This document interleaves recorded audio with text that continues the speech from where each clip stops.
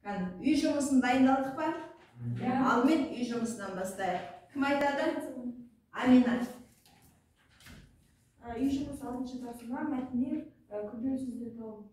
15 тамыз 1846-1947 жылдары Ұлыбритания мұсылман лигасы, Үнді ұлттық конгресі, премьер-министрі қауіп-қатер. Дұрыс па? Жалпы бәрі дұрыс.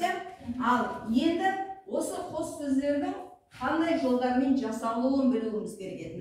Кім айтады? Әділет? Мысалы, Ұлыбритания бұл біріккен сөздер қатарына жатады. Олар ұлы және Британия деген сөздер. Жақсы. Келесі Мержан.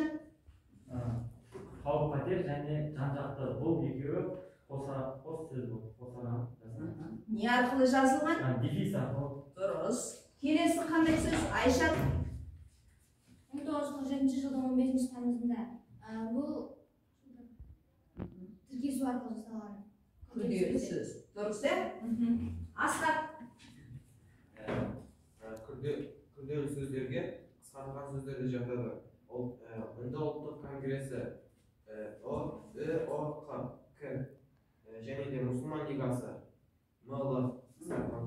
Мінекей, бұлар күрделі сөздер екен. Ал бүгінгі тақырыбымыз дінаралық келісім қоғам тұрақтылығының кепілі. Дәптерімізге бүгінгі күнмен тақырыпты жазамыз.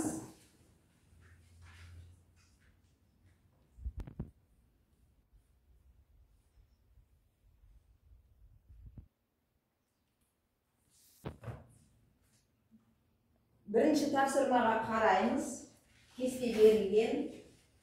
Қазақстан халқы ұстанатын діндер жайлы ой бөлісіңдер дейді. Кәнекей, қандай діндер ұстанады? Біздің Қазақстан халқы. Жалпы Қазақстан халқының көпшілік басым бөлігі туралы кім айтады? Зейнеп? Қазақстанда көптеген ұлттар тұрады. Оның ішінде ең басымы, ең көп тарағаны ислам діні және христиан діні. Бізде Қазақстанда орыстар көп болғандықтан христиан дінінің екі бағыты да ұсталады. Кән ол қандай бағыттар екен? Әділет? Христиан дінінің екі негізгі бағыты ол православие және католик діні ұстанады.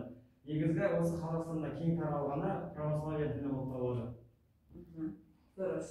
Жақсы. Келесі, енді екінші тапсырмада 23-ші аудио мәтінді тыңдаңдар дейді.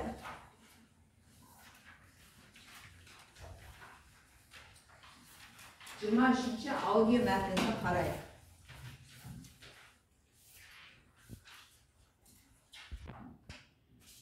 Аудио мәтін. Қазіргі кезде Қазақстан күллі әлемге өзінің дінаралық келісім мен ұлтаралық татулықтың қасиетті ордасы екенін әйгілі етті. Еліміздегі конференциялар Қазақстан мұсылмандар діни басқармасы, Қазақстан Республикасындағы микролитвет округі, Қазақстандағы Рим католиктік шіркеуі, Қазақстандағы индуизм, Қазақстандағы буддизм, бейбітшілік пен келісімді және қоғамдық тұрақтылықты қамтамасыз етуде. Олар мәдениеттер мен дәстүрлердің және көзқарастардың әралуандығына қарамастан Қазақстан өсіп-өркендеуі жолында мәдени діни іс-шараларды келісе отырып жүзеге асыруда. Ал екінші тапсырманың асына қарайық. Онда әлемдік және дәстүрлі діндер көшбасшыларының съезін ұйымдастырудағы мақсатты айқындаңдар. Осы сұраққа кім жауап береді? Мержан.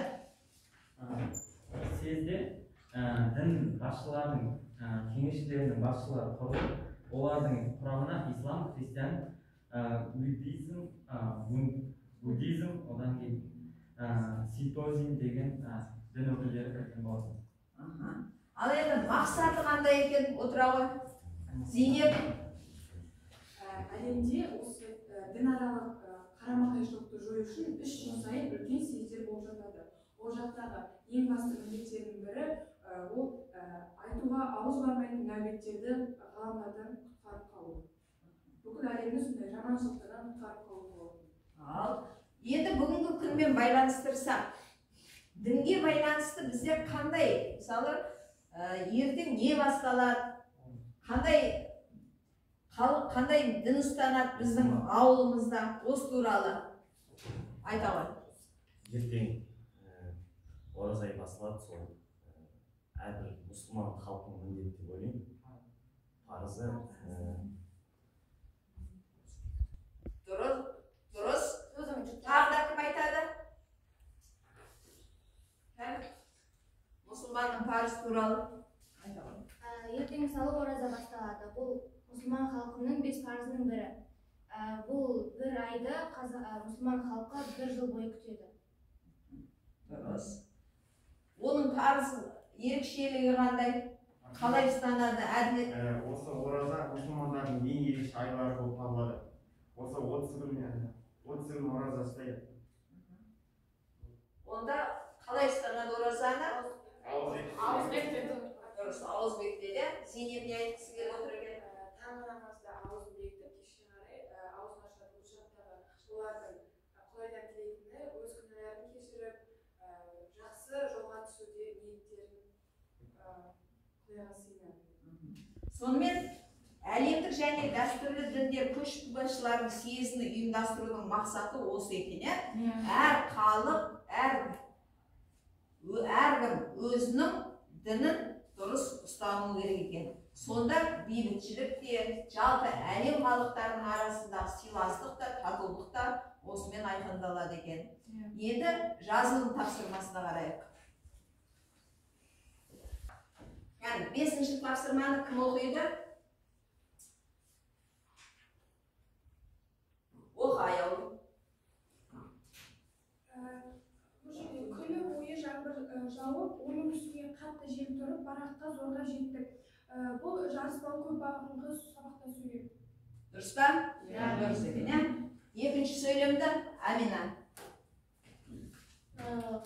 Қарт қожа қайтып келсе, бір топ жігіт жиналып ортасынан біреу ән шырқап жатыр екен. Бұл да көп бағынғы сабақта сөйлем болады. Көп бағынғылы сабақтастың ішінде жарыспалы бағынғылы сабақтасы екен. Дұрыс, отыра ғой. Енді үй жұмысын аламыз. Үйге 6-ші тапсырманы әсі. Күнделігімізге белгілейміз. Сау болыңдар.